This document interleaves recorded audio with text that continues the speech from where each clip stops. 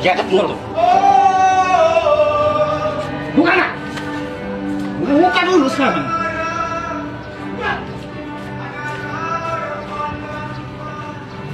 Naik aja naik. Sini buka nggak mau.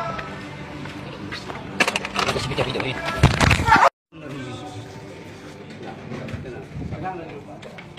Sabar. Ini Tuhan. Udah Pak, mau ibadah Pak, mau ibadah dulu Pak.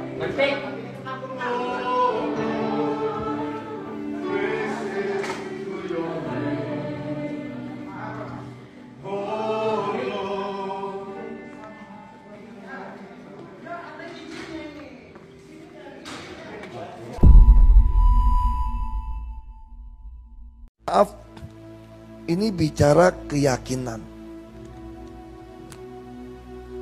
Saya termasuk orang Kristen yang yakin setelah masuk kuliah. Tidak melakukan perlawanan sebetulnya. Jadi sejarah kekristenan, setelah Yesus disalib, Stefanus dirajam dengan batu, 300-an tahun itu penganiayaan besar-besaran kepada namanya pengikut Yesus.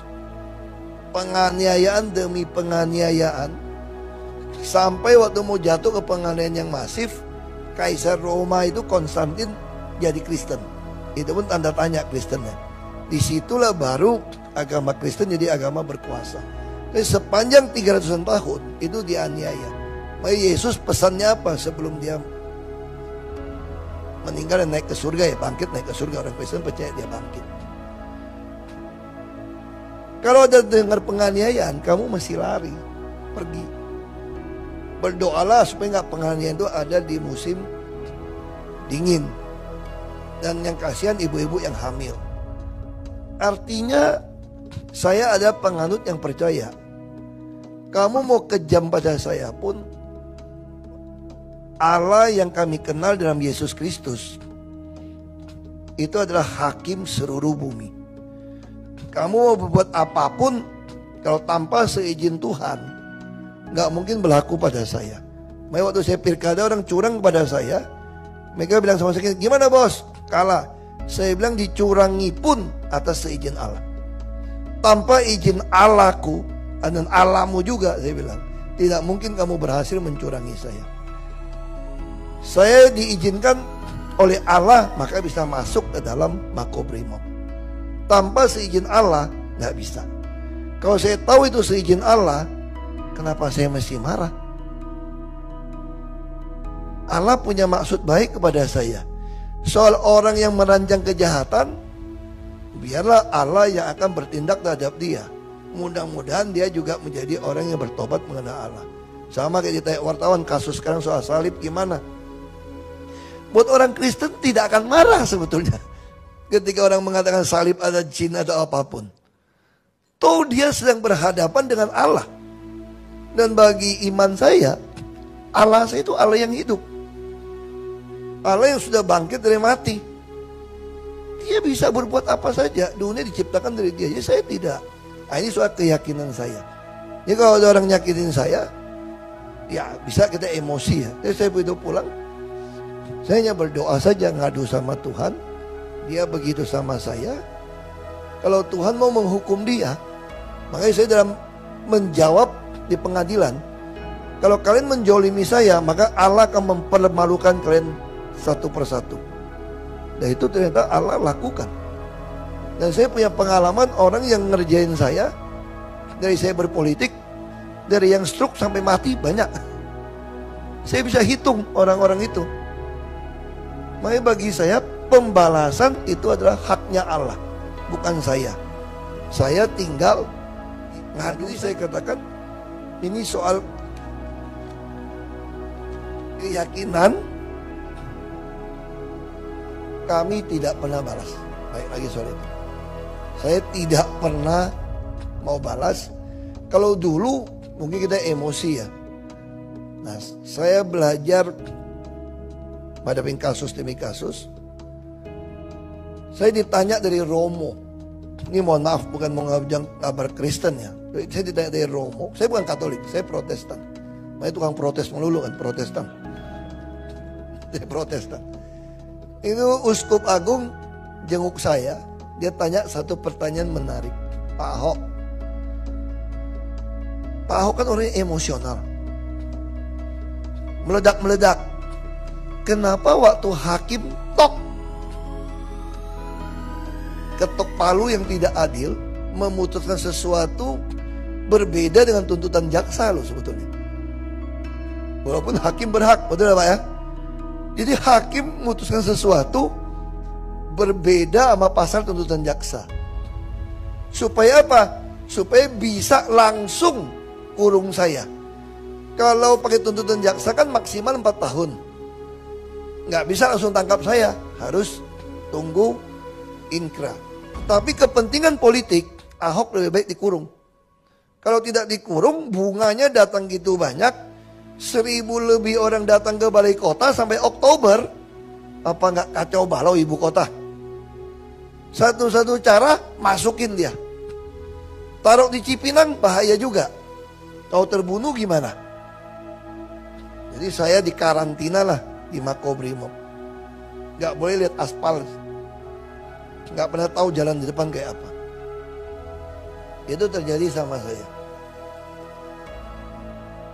Terus si Uskup tanya begini, itu kan banyak wartawan sudah siap live. Kalau yang saya kenal Ahok itu, begitu keluar pasti ngoceh gitu kan, wartawan lagi. Semua stasiun TV nasional kan sedang live. Kok Pak Ahok juga nggak ngomong? Terus mukanya katanya waktu dalam sidang itu, kok bisa begitu alami sampai nunduk lagi, hormatin tuh hakim. Kalau saya udah khawatir Pak waktu nonton TV itu Pak.